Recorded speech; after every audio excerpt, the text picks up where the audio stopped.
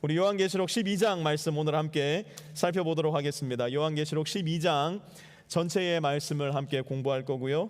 합독하실 때는 요한계시록 12장 11절 한 절 말씀 우리 함께 합독하도록 하겠습니다.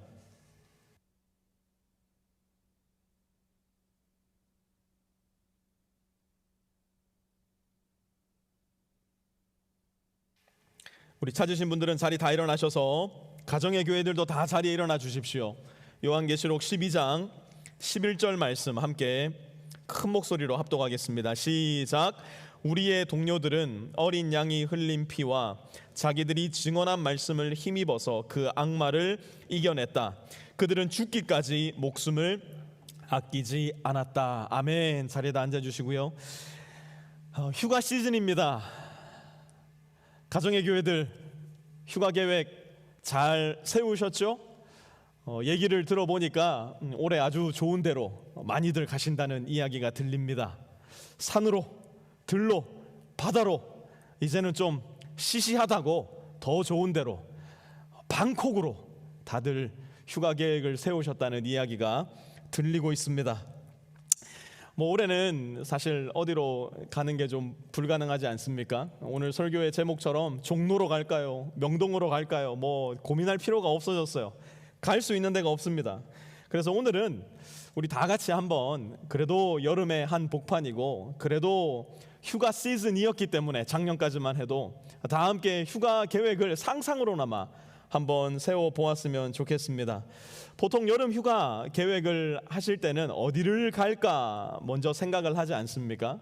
어디를 갈까가 정해지고 나면 그 다음은 무엇을 타고 갈까? 차를 타고 갈까? 비행기를 타고 갈까? 배를 타고 갈까? 고민을 하기도 하죠.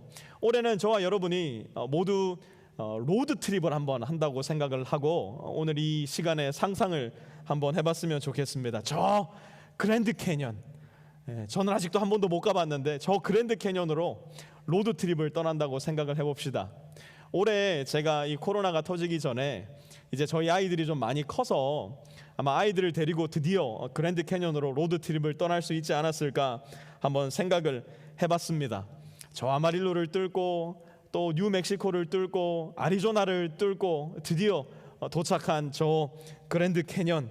자, 이제 출발한다고 한번 생각해 보세요.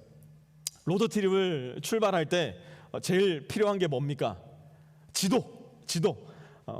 있어봐야 우리는 못 읽지 않습니까? 그러니까 지도 말고 내비게이션 하나 있으면 이제 모든 것이 다 갈 수 있는 지역이 되는 것이죠. 그런데 이 내비게이션이 있다고 하더라도 여전히 로드 트립을 하는 저와 여러분에게 필요한 것이 있으니 그게 뭐냐면 바로 사인입니다. 도로 표지판이 우리에게는 필요해요.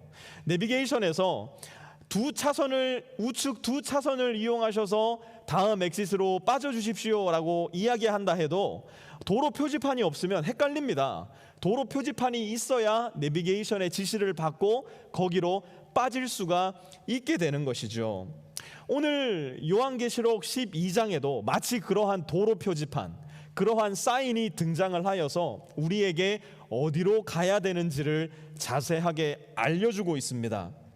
오늘 요한의 손을 잡고 요한이 우리에게 함께 가자 이야기하는 그곳으로 가서 종말의 때에 하나님께서는 하나님의 자녀들을 위해서 어떤 일을 계획하고 계시며 또한 어떤 일을 하실 것이라고 말씀하셨는지 저와 여러분이 함께 요한의 손을 잡고 그 장소로 가서 하나님을 만나보는 시간이 되었으면 좋겠습니다. 1절부터 시작하도록 할게요.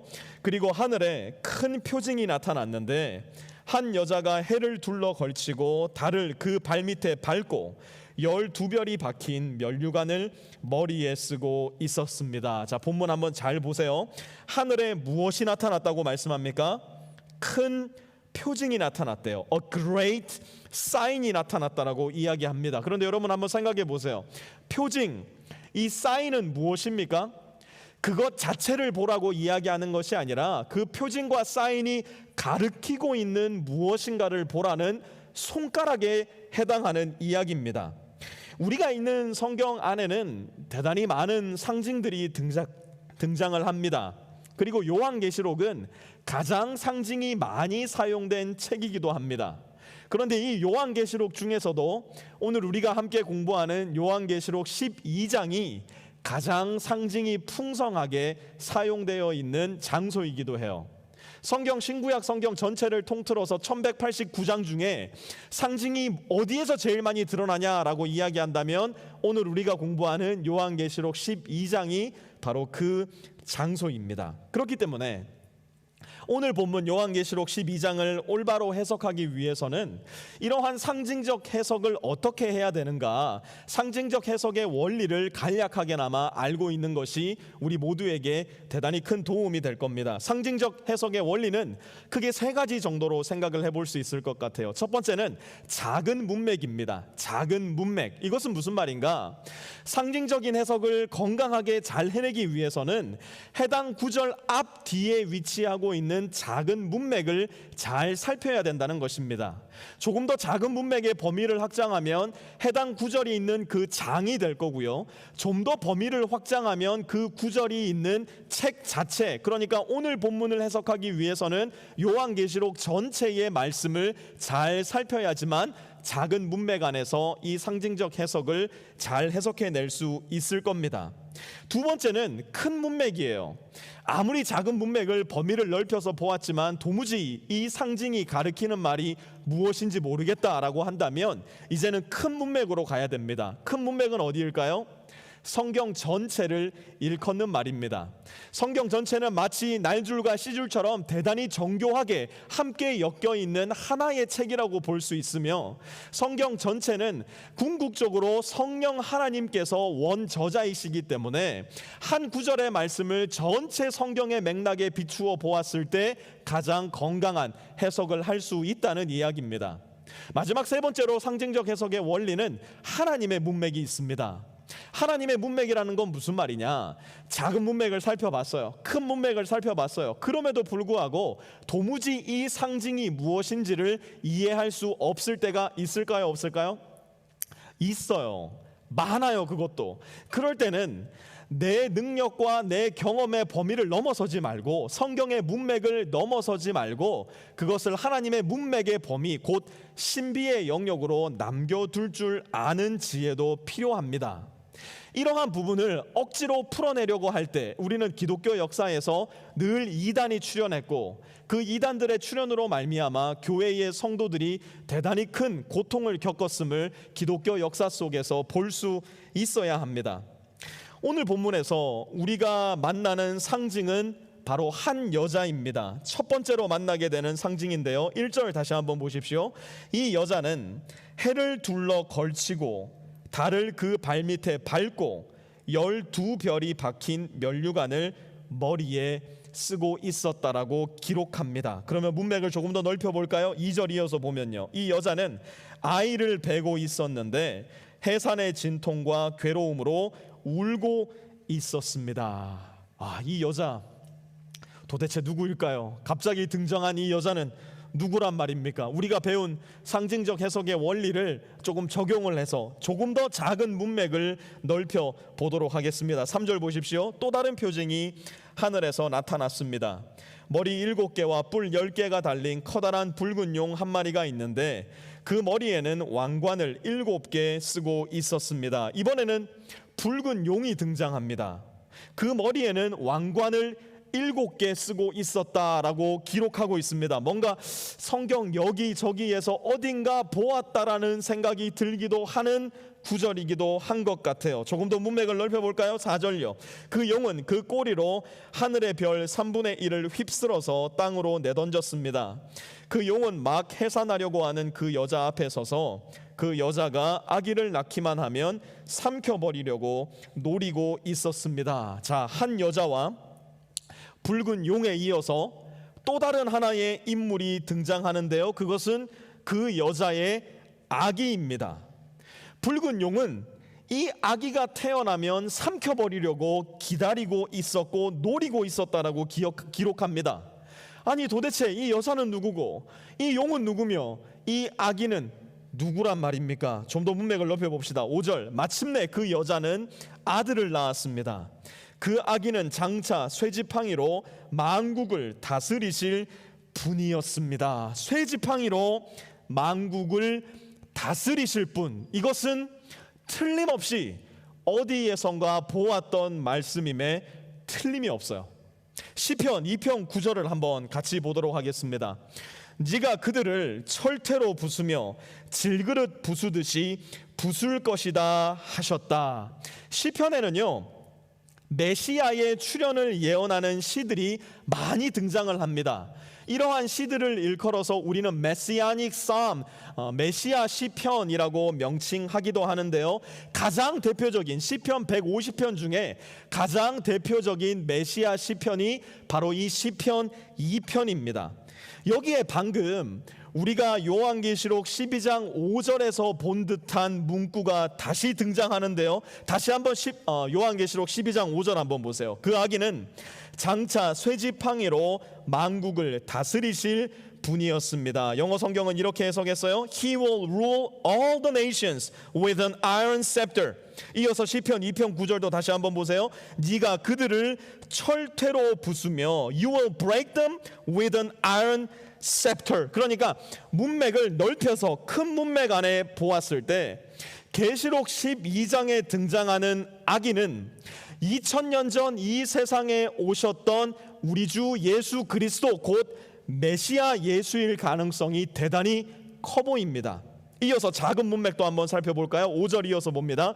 벼랑간 그 아기는 하나님께로 곧 그분의 보좌로 이끌려 올라갔고, 요한이 아기로 보았던 이 인물이 벼랑간 하나님의 보좌로 들림 받았다라고 말합니다.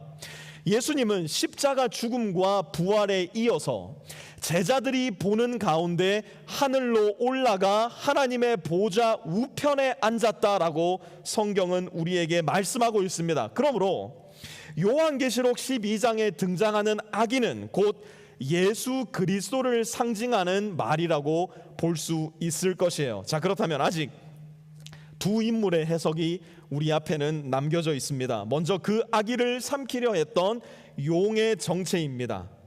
요한은 친절하게도 이 용의 정체를 잘못 해석해서는 안 된다며 용이 누구인지를 단도직입적으로 이야기해주고 있는데요, 우리 9절 한번 볼까요? 그 큰 용은 악마라고도 하고 사탄이라고도 하는데 온 세계를 미혹하던 자입니다. 그 용은 누구라고요? 악마라고도 하고 사탄이라고도 한대요. 그러니 이 용은 의심의 여지 없이 사탄을 가리키는 상징입니다. 이제 남은 문제는 여자의 정체예요. 예수님을 낳은 여인으로 상징되는 이 여인은 도대체 누구일까? 로마 가톨릭 교회에서는요, 이 여인을 마리아라고 해석을 합니다. 예수를 낳았으니 이 여인은 의심의 여지 없이 마리아가 아니겠는가 로마 가톨릭 교회는 주장합니다. 그리고 충분히 이해가 가능한 해석이기도 합니다. 여러분, 이렇게 성당 어디를 가보든지 혹시라도 성당을 방문할 기회가 있으면요, 한번 제가 지금 말씀드리는 것을 이렇게 눈여겨보고 계시다가 한번 가서서 확인해 보셨으면 좋겠어요. 거의 대부분의 성당은 성당 입구에 이 마리아 상이 있습니다. 그런데 이 마리아 상이 어떻게 생겼냐면요, 이렇게 머리 둘레에 해가 떠 있습니다. 그리고 큰 머리 위로는 별이 12개가 새겨져 있고요, 그 마리아의 발 밑에는 달이 자리하고 있어요. 무슨 말일까요? 달을 밟고 있다는 이야기죠. 이 마리아 상이 어디에서 나온 말씀을 근거로 만든 상일까요? 오늘 우리가 함께 공부하는 요한계시록 12장의 말씀을 근거로 만든 마리아 조각상이에요. 자, 그런데 이 여인을 마리아라고 해석하기에 조금 무리가 따르는 이유가 너무 명명백백하게 오늘 우리의 본문에는 등장을 합니다. 작은 문맥을 좀 더 넓혀서 보도록 하죠. 6절 보십시오. 그 여자는 광야로 도망을 쳤습니다. 만약 로마 가톨릭 교회의 해석 방식대로 이 구절을 해석한다면 마리아는 광야로 도망을 쳤습니다라는 말이 되어야 합니다. 문제는 무엇이냐? 예수님의 어머니 마리아는 예수님의 승천 이후에 광야로 도망을 가셨던 적이 단 한 번도 없으셨다는 사실이에요. 십자가의 예수님은 요한에게 너의 어머니 마리아다라고 이야기하시며 그 여인을 요한에게 부탁하십니다. 기독교 전승에 의하면 사도 요한은 마리아가 죽기 전까지 극진히 그를 어머니로서 보살폈던 것으로 보입니다. 그러므로 오늘 본문에서 광야로 도망을 친 여자의 정체는 마리아가 아니라 또 다른 누군가를 상징하는 것이 아니겠는가, 우리는 충분히 합리적으로 생각해 볼 수 있을 거예요. 틀림없는 사실은 본문 속에 등장하는 아기는 예수님이고 용은 사탄이라 보았을 때 예수님을 낳은 이 여자는 예수님과 매우 밀접한 관계가 있을 것이라는 사실입니다. 이제 우리의 눈을 조금 더 크게 뜨고 좀 더 넓은 문맥 속으로 들어가서 이 본문을 해석해 보도록 하겠습니다. 창세기 37장 9절입니다. 요셉의 말이에요. 얼마 뒤에 그는 또 다른 꿈을 꾸고 그것을 형들에게 말하였다. 들어보셔요. 또 꿈을 꾸었어요. 이번에는 해와 달과 별 11개가 나에게 절을 했어요. 요셉의 꿈속에 그는 11개의 별, 그를 포함하면 12개의 별과 해와 달을 봅니다.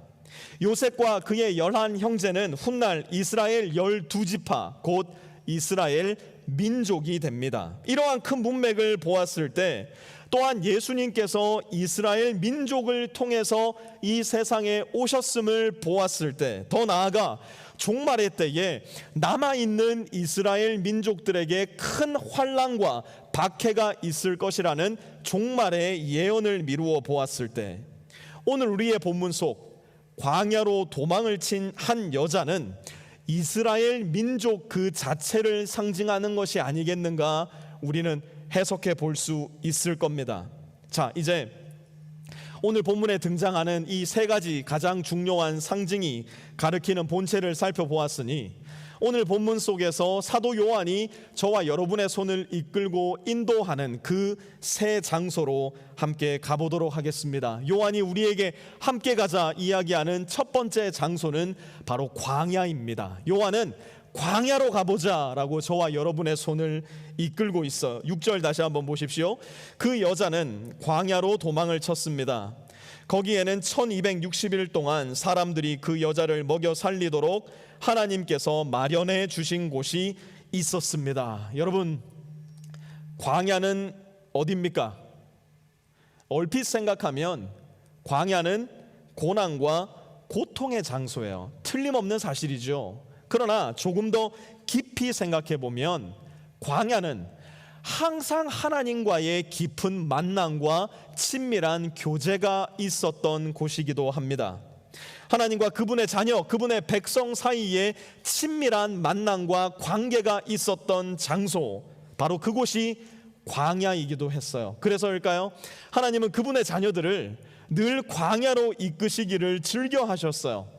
이스라엘 백성 전체를 출애굽시키신 후에 광야에서 40년이라는 시간을 머물게 하셨고요, 하나님의 마음에 합한 자 다윗 역시도 왕위에 오르기 전 7년의 시간을 광야에서 움직이게 하셨어요. 뿐만 아니라 이스라엘 백성이 역사상 가장 타락한 시절이었던 호세아 선지자가 활동했던 그 시기에, 심지어 이스라엘을 창녀라고 부르시기까지 했던 그 시기에도 하나님은 그분의 백성을 광야로 이끌고 싶다라고 말씀을 하십니다. 호세아 2장 14절에서 16절 한번 보세요. 그러므로 보아라, 내가 그를 유인의 광야로 데리고 가서 그녀에게 부드럽게 말할 것이다. 내가 그곳에서 그녀의 포도원을 돌려주고 아골의 골짜기를 소망의 문이 되게 할 것이다. 그곳에서 그녀는 자신의 어린 시절처럼 이집트에서 나왔을 때처럼 대답할 것이다. 그날에 여호와의 말씀이 있을 것이다. 너는 나를 내 남편이라고 부르고 다시는 나를 내 바알이라고 부르지 않을 것이다. 하나님은 가장 타락해 있던 이스라엘 백성을 어디로 이끄시겠다고요? 광야로 이끄시겠다고 말씀을 하세요. 거기서 뭘 하시겠다는 겁니까? 눈물의 골짜기, 해골 골짜기인 아골 골짜기를 소망의 골짜기로 바꾸어 주시겠다라고 약속하고 계신 거예요. 뿐만 아니라 이제는 그분의 자녀를 단순히 자녀가 아니라 나의 신부로 만들어 주겠다고, 내가 너희의 신랑이 되어 주겠다고 광야 가운데 그 일을 하시겠다 말씀하고 있는 거예요. 내가 비로소 하나님이 생각하시는 내가 될 수 있는 그 장소, 진정한 하나님의 자녀요, 진정한 하나님의 신부가 될 수 있는 바로 그 장소, 거기가 내가 지금 생각할 때는 너무나 힘들고 고통스러운 광야일 수도 있다라는 사실이에요. 코비드-19으로 말미암아 그야말로 광야길을 걷는 듯한 인생을 거쳐 나가고 계신 성도님들 이 자리에 많이 있으실 겁니다. 우리 가정의 교회에 있는 형제 자매 여러분들, 모든 교우 여러분들, 코비드-19 때문에 정말 나 죽겠다 싶은 분들도 많이 있을 거예요. 무엇이라고 말을 해도, 어떤 기도를 해도 지금 당장 위로가 되지도 않고 힘이 되지도 않는 분들 많이 있을 거라는 생각 제 마음 가운데 들기 때문에 기도하겠습니다, 기도하고 있습니다 라는 말 자체도 너무나 죄송스럽게 들릴 때가 있는 것이 사실이에요. 그러나 여러분 기억하세요. 하나님은 우리를 시시때때로 광야로 이끄셔요. 그것이 건강의 광야일 수도 있고요, 재정의 광야일 수도 있고요, 관계의 광야일 수도 있어요. 코비드-19의 광야일 수도 있을 거예요. 그러나 그때 바로 거기에서 하나님은 우리를 악올 골짜기의 문을 부수시고 소망의 골짜기를 만들어 주시며 거기에서 죽음의 길을 끝내버리시고 생명의 길을 새롭게 빚어내신다는 사실, 어쩌면 코비드-19을 거치고 있는 우리 모두가 광야로 이끄시는 하나님의 손을 잡고 있는 주인공이 될 수 있지 않겠는가 하는 생각이 오늘 본문 가운데 드는 것도 사실입니다. 가장 위험하고 삭막해 보이지만 가장 따뜻하고 가장 친밀한 하나님의 목소리와 손을 잡을 수 있고 경험할 수 있는 바로 그곳, 요한은 광야로 가보자 저와 여러분을 오늘 본문 속에 안내하고 있습니다. 두 번째, 요한이 우리의 손을 잡아 이끄는 곳은 바로 전쟁터입니다. 전쟁터로 가보자 요한은 우리의 손을 잡아 이끕니다. 7절 함께 보십시오. 그때에 하늘에서 전쟁이 일어났습니다. 여러분, 오늘날 우리 많은 그리스도인들이 영적인 전쟁에 대해서 무관심하거나 무지하거나 심지어 무시하는 경향까지도 있는 것이 사실인 것 같습니다. 그러나 여러분 잘 기억하세요. 성경은 거듭해서 또 거듭해서 예수 그리스도를 믿고 있는 저와 여러분에게는 영적인 전쟁이 있을 것이라 말씀하고 있어요. 왜 내 삶에는 영적인 전쟁이 없지? 이유는 두 가지 중에 하나일 겁니다. 첫 번째는 내가 아직 예수를 믿지 않는 사람이기 때문일 거예요. 두 번째는 내가 그리스도인이라 말은 하고 있지만 내 삶 가운데 예수님의 제자로서의 흔적이 없기 때문에 사탄이 우리를 그냥 못 본 채 내버려 두는 것일지도 모르겠어요. 7절에는 뭐라고 말씀합니까? 그때에 하늘에서 전쟁이 일어났습니다. 여기에서 요한이 말하는 하늘은 우리가 흔히 머릿속에 생각하는 슈퍼맨과 아이언맨이 날아다니는 그런 하늘이 아니에요. 우리 눈에 보이지 않는 천상의 영역, 하나님의 보좌가 있는 영역, 바울이 3층 천이라고 이야기했던 그 영적인 영역이 바로 요한이 이야기하고 있는 그 하늘입니다. 사탄은 그곳에서 하나님의 보좌를 차지하려는 헛된 시도를 계속할 겁니다. 그리고 마침내 종말의 때가 되었을 때에 사탄은 전면전을 시작할 거예요. 7절 8절 한번 보십시오. 미가엘의 천사들은 용과 맞서서 싸웠습니다. 용과 용의 부하들이 이에 맞서서 싸웠지만 당해내지 못하였으므로 하늘에서는 더 이상 그들이 발붙일 자리가 없었습니다. 사진 한 장 보고 계속 말씀 이어나갈까요? 사진을 한번 보시면요, 우리는 영적인 전쟁을 생각할 때 이런 식으로 영적인 전쟁을 상상하곤 하는 것 같아요. 예수님과 사탄이 맞짱을 뜨는 거예요. 근데 이게 막상 막하야 막 예수님도 심각해, 사탄은 더 심각해. 어딘가 누가 이기게 될지 누가 지게 될지 사진만 보면 도무지 알 수 없는 상황. 이러한 그림은요, 우리의 상상력을 지나치게 발동시켜서 성경의 범위를 넘어서버린 상상의 결과입니다. 비성경적인 모습이에요. 사탄과의 싸움에서 하나님은 나서실 필요가 없어요. 예수님은 이미 죽음을 이기시고 부활하실 때 사탄의 권세를 완전히 밟아 이기신 상태고요, 성령 하나님은 교회 역사 가운데 거듭거듭해서 사탄과의 전쟁에서 승리해 오셨어요. 그리고 마지막 때 사탄은 그들의 졸개들과 함께 대전쟁을 선포하겠지만 하나님은 눈 하나 깜짝하지 않으실 거예요. 왜? 상대가 안 되니까요. 그래서 하나님은 이렇게 말씀하세요. 미가엘 천사요, 네가 가라 전쟁터. 하나님 나서실 필요도 없으니까 미가엘 천사를 보내시는 거예요. 결과는 뭡니까? 8절 보니까 사탄과 그의 무리들이 미가엘과 그의 천사들을 어떻게 했다고요? 당해내지 못했다는 거예요. 그리고 더 이상 사탄은 하늘에 발붙일 자리가 없게 된 겁니다. 9절은 이 사실을 명백하게 보여줘요. 9절 함께 봅니다. 그래서 그 큰 용 곧 그 옛 뱀은 땅으로 내쫓겼습니다. 그 큰 용은 악마라고도 하고 사탄이라고도 하는데 온 세계를 미혹하던 자입니다.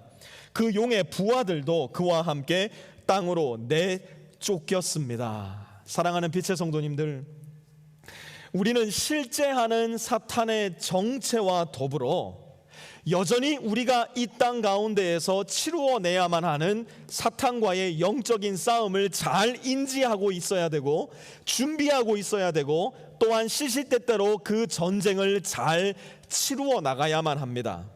사탄의 정체는 무엇입니까? 머리에 뿔을 달고 어흥하면서 저와 여러분을 위협하는 그런 존재가 아니에요. 그러면 우리가 옷을 굳게 조여매고 준비를 단단히 하고 전쟁 가운데 나아가겠죠. 사탄은 그것보다 훨씬 더 강교한 존재예요. 9절 다시 한번 보세요. 그 큰 용은 악마라고도 하고 사탄이라고도 하는데 온 세계를 어떻게 했대요? 미혹하던 자입니다. 여러분, 우리가 사탄의 정체에 대해서 잘 알아야 되는데 사탄의 큰 정체성 두 가지. 첫 번째는 미혹하는 자예요. 미혹하는 자. 다음 주에 13장에서 이 미혹하는 자에 대해서 더 구체적으로 살펴볼 텐데요. 사탄은 어흥하면서 오는 것이 아니라 그럴듯한 모습으로 양의 옷을 입고 저와 여러분을 미혹하기 위해서 마치 내 귀에 캔디처럼 그렇게 다가온다는 사실을 잘 기억해야 돼요. 그래서 사탄의 별명이 뭡니까? 거짓의 아비 아닙니까? 자기가 아닌 것으로 다른 사람을 속이려고 오는 자, 미혹하는 자. 두 번째, 사탄은 참소하는 자예요. 참소하는 자. 우리를 헐뜯는 자라는 뜻입니다. 10절 한번 보세요. 우리의 동료들을 헐뜯는 자. 우리 하나님 앞에서 밤낮으로 그들을 헐뜯는 자가 내쫓겼다. 사탄이 누구라고요? 우리를 헐뜯는 자. 그런데 여러분, 그냥 단순히 우리를 헐뜯는 게 아니에요. 사탄은 언제 우리를 헐뜯는데요? 밤낮으로 우리를 헐뜯는 자가 바로 사탄이라는 뜻이에요. 예수님을 믿어서 구원의 확신이 분명히 있는데 왜 그렇게 나는 내 자신을 향해서 죄책감이 많이 들고 시마다 때마다 내가 이러고도 구원받은 하나님의 자녀라 할 수 있겠는가? 마음의 의심과 불안이 찾아오는 것일까요? 왜 그렇게 우리는 작게 죄책감 가운데로 들어가게 될까요? 왜 우리는 은혜로 말미암아 구원을 받았음에도 불구하고 그토록 내 자신의 공로와 노력을 의지하려는 시도를 쉬지 못하는 걸까요? 이유는 간단해요. 사탄이 밤낮 할 것 없이 저와 여러분을 헐뜯고 있기 때문이에요. 사탄이 밤낮 할 것 없이 하나님 앞에서 저와 여러분을 참소하고 고발하고 있기 때문이에요. 여기에 걸려들면 그 누구도 사탄의 참소와 헐뜯음 앞에 견뎌낼 수 있는 사람이 없어요. 왜 그런 줄 아세요? 사탄이 헐뜯고 있는 저와 여러분의 모습은 거짓이 아니라 진실이기 때문이에요. 여러분, 누군가 여러분에게 찾아와서 나 지난 여름에 네가 한 일을 알고 있어? 라고 이야기를 하면 여러분 어떤 생각이 드세요? 내가 뭘 잘못했는데? 나는 아무 잘못한 거 없는데 얘 아무 잘못 없을 가능성이 굉장히 커요. 그런데 이 말을 듣자마자 우리 마음 가운데 뭐가 찾아와요? 불안감이 찾아와요. 내가 지난 여름에 뭘 했더라? 내가 지난 여름에 어디를 갔더라? 내가 지난 여름에 누구를 만났더라? 내 마음 가운데 혹시 내가 잘못한 게 있다면 왜 그런 생각이 들까요? 우리는 존재적으로 악하고 거짓되고 실수하고 죄 많은 존재라는 사실을 그 누구보다 내가 더 잘 알고 있기 때문이에요. 그렇기 때문에 사탄이 저와 여러분의 그 잘못한 일, 죄들을 가지고 하나님 앞에 참소할 때 그 내용은 허무맹랑한 내용이 아니라 리얼이라는 얘기예요. 그렇다면 사탄이 이렇게 리얼적인 내용으로 하나님 앞에 저와 여러분을 참소하는데 우리는 이 전쟁 가운데서 어떻게 승리할 수 있단 말인가? 내 자체가 그렇게 부족한데, 나한테 그렇게 죄가 많은데 내가 이 전쟁에서 어떻게 승리합니까?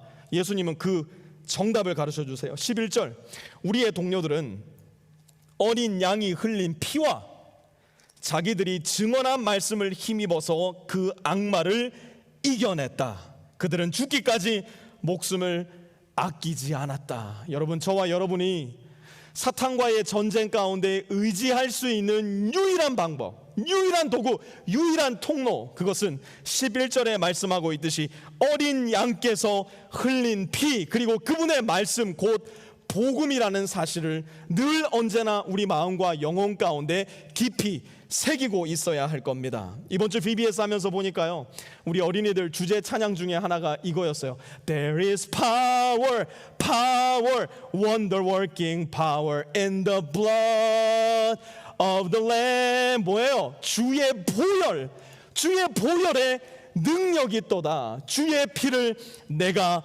믿으오. 이것이야말로 저와 여러분이 믿어야 할 믿음의 중심이며, 저와 여러분이 사탄과의 전쟁 가운데서 날마다 반복해서 써먹어야 할 우리의 무기, 절대 패배를 알지 못하는 우리의 유일한 영적 무기임을 기억해야 돼요. 우리의 도덕적인 행위, 우리의 노력, 우리의 공로, 100년, 1000년 동안 그 공로를 끌어모은다고 해서 우리가 사탄과의 전쟁에 이길 수 있는 것이 아니에요. 우리가 이길 수 있는 유일한 방법, There is power, there is power, wonder working power. 어디에요? In the blood of the Lamb. 예수 그리스도 어린 양 보혈의 피에 능력이 있음을 우리는 기억해야 될 거예요. 그러므로 어린 양의 피로 씻김을 받은 사람들, 하나님의 택함을 받은 사람들, 이 사람들은 어떤 사람들이냐? 로마서 8장은 이렇게 말씀합니다. 하나님께서 택하신 사람들을 누가 감히 고발하겠습니까? 의롭다 하시는 분이 하나님이신데 누가 감히 그들을 정죄하겠습니까? 그리스도 예수는 죽으셨지만 오히려 살아나셔서 하나님의 오른쪽에 계시며 우리를 위하여 대신 강구하여 주십니다. 사탄이 우리를 고발할 때, 사탄이 우리를 헐뜯을 때, 사탄이 우리를 참소할 때, 여러분 기억하세요. 주의 보혈에 능력이 있습니다. 내가 그의 피를 믿습니다. 그 고백이 우리 마음 가운데 있을 때 하나님 보좌 우편에 있는 예수 그리스도께서 일어서실 거예요. 그리고 말씀하실 거예요. 누가 감히 나의 자녀를 참소하느냐? 누가 감히 나의 자녀를 고발하느냐? 나의 피가 그의 모든 죄를 씻겼으며 나의 부활이 그를 영원한 생명으로 이끌었도다. 죽으셨지만 살아나신 영원히 이끄신 예수님께서 저와 여러분의 변호인이 되어 저와 여러분과 함께 싸워주실 거예요. 마지막으로 요한은 우리의 손을 이끌고 좋은 곳으로 갑니다. 마지막 세 번째 장소, 좋은 곳입니다. 바닷가로 가보자. 요한은 세 번째로 바닷가로 저와 여러분의 손을 이끌고 있습니다. 18절 보세요. 그때에 그 용이 바닷가 모래 위에 섰습니다. 이 바닷가에서는 무슨 일이 벌어질까? 하늘에서 내쫓긴 용으로 상징되는 사탄이 바닷가에서 무엇을 하려고 하는 것일까? 13절 14절 보세요. 그 용은 자기가 땅으로 내쫓겼음을 알고 남자아이를 낳은 그 여자를 쫓아갔습니다. 그러나 그 여자는 큰 독수리의 두 날개를 받아가지고 광야에 있는 자기 은신처로 날아가서 거기에서 뱀을 피해서 한 때와 두 때와 반 때 동안 부양을 받았습니다. 13절에도 보니까 또 상징이 등장하는데요. 독수리의 두 날개와 은신처라는 장소가 상징으로 등장합니다.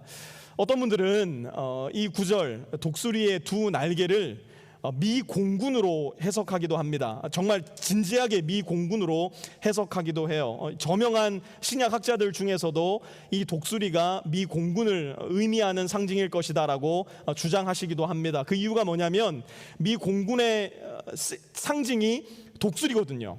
그래서 마지막 날에 유대인들이 적 그리스도에 의해서 박해를 당할 때 미 공군이 두 날개를 펴고 이스라엘로 가서 유대인들을 구출해 낼 것이다 라고 이 말씀을 해석을 하기도 합니다. 또 은신처가 있는데요, 이 은신처가 어디냐라는 이야기를 할 때 아마 요르단에 있는 페트라가 이 유대인들이 도망칠 마지막 은신처가 아니겠는가 진지하게 생각을 하기도 합니다. 다시 한번 조금 큰 문맥의 도움을 받아서 도대체 이 독수리의 두 날개가 무엇을 상징하는 것일까 한번 큰 문맥의 도움을 다시 한번 받아봅시다. 출애굽기 19장 4절 한번 보십시오. 너희는 내가 이집트 사람에게 한 일을 보았고 또 어미 독수리가 그 날개로 새끼를 업어 나르듯이 내가 너희를 인도하여 나에게로 데려온 것도 보았다. 이어서 신명기 32장 11절 12절입니다. 마치 독수리가 그 보금자리를 뒤흔들고 새끼들 위에서 퍼덕이며 날개를 펴서 새끼들을 받아 그 날개 위에 업어 나르듯이 주님께서만 홀로 그 백성을 인도하셨다. 마치 독수리가 그 새끼를 보호하고 그 두 날개로 그 새끼들을 받아내는 것처럼 하나님께서만 그분의 백성을 구원하시고 인도하실 것이라는 상징이 오늘 본문 속 두 날개의 의미가 아닐까 저는 생각합니다. 마지막 대환란의 시기, 여전히 하나님께서 구원하시기로 작정하신 하나님의 백성을 하나님은 절대로 포기하지 않으시고 마침내 보호하시고 마침내 구원하시겠다는 하나님의 약속입니다. 그런데 사탄의 저항도 만만치 않아요. 마지막 때가 다가올수록 저와 여러분이 치루어내야 할 영적인 전쟁은 더 치열해지고 더 실질적이 되겠지만 우리는 어떤 모습의 사람들이 되어야 할까? 그 가운데서 우리가 꿈꾸어야 될 사람은 어떤 사람일까? 17절 18절 보십시오. 그래서 그 용은 그 여자에게 노해서 그 여자에 남아있는 자손 곧 하나님의 계명을 지키며 예수의 증언을 간직하고 있는 사람들과 싸우려고 떠나갔습니다. 그때에 그 용이 바닷가 모래 위에 섰습니다. 여러분, 바닷가에 가면 절대로 그냥 지나치지 않는 것 한 가지가 있죠. 전 지금까지 이 도시에 살면서 바닷가에 놀러 간 사람들이 이거 안 하는 사람 단 하나도 못 봤어요. 저는 이거 굉장히 즐겨 하지 않거든요. 누가 이거 하자 그러면 좀 별로 안 하고 싶은데요. 제 아내의 가장 큰 불평이 이거기도 해요. 그런데 저 같은 사람도 바닷가에 가면 이걸 꼭 하게 됩니다. 제가 바닷가에서 2년 전 여름 했던 그 장면을 보여드리겠습니다. 지금으로부터 정확히 2년 전 교인 수련회 때 찍은 사진이에요. 사진 속 이 세 아이는 저 당시보다 엄청나게 커서 하루빨리 다시 바닷가로 돌아가 교회 친구들과 함께 물장난치며 놀고 싶어 한다는 비공식적인 소문이 제 마음속에 계속 들려오는 것 같아요. 바닷가에 가면 여러분 사진을 찍습니다. 뭐 하는 거죠? 기념하는 거예요. 기억하는 거예요. 그리고 누군가에게 그 사진을 보여주면서 그때 내가 너무 즐거웠노라고, 그때 내가 너무 행복했노라고, 나에게 이러한 기억을, 이러한 추억을 바닷가가 남겨주었노라고 다른 사람들에게 이야기를 전하기도 합니다. 사랑하는 빛의 성도 여러분, 우리가 살고 있는 지금 이 세상은 우리 그리스도인들에게는 영원히 살아갈 세상이 아니에요. 그렇기 때문에 충돌이 일어납니다. 공중권세 잡은 사탄은 우리가 가지고 있는 올 세상, 하나님의 영원한 세상을 향하여 꿈을 꾸고 있는 우리를 위협하고 우리에게 실질적인 위해를 가할 때도 많이 있습니다. 그때마다 우리에게 필요한 것은 사진 찍기와 찍은 그 사진의 이야기를 여러 사람들에게 나누는 일일 겁니다. 우리는 어떤 사진을 찍어야 될까요? 예수님이 우리를 위해서 싸워주셨고 그 싸움 가운데 내가 승리를 경험했으며 그 승리 때문에 또 다른 전쟁에서도 내가 이길 수 있을 것이라는 확신과 하나님의 오실 나라에 대한 소망을 우리 영혼 가운데 찍고 그 소망과 확신과 전쟁의 경험을 나누어야 한다는 이야기예요. 오늘 마지막 구절은 그 말씀을 예수의 증언을 하는 사람들, 예수의 증언을 간직하고 있는 사람들이라고 부르고 있습니다. 예수의 증언을 간직하고 있는 사람들은 때로는 위협을 당할 거예요. 때로는 그 증언 때문에 고통을 받기도 할 거고요. 심지어 그 증언 때문에 생명의 위협을 당하기도 할 겁니다. 그럼에도 불구하고 저와 여러분이 되어져야 하는 모습, 저와 여러분이 만들어져 가야 하는 모습, 그것은 끊임없이 예수의 증언을 우리 마음 가운데 찍고 그 예수의 증언을 거침없이 나누는 사람들이 되어야 한다는 겁니다. 바다가 부르면 바다에 가야죠. 바다가 나를 부릅니다 이야기 많이 하지 않습니까? 제가 분명하게 말씀드립니다. 바다는 여러분을 부른 적이 없답니다. 그러니 바다 가지 마십시오. 위험합니다.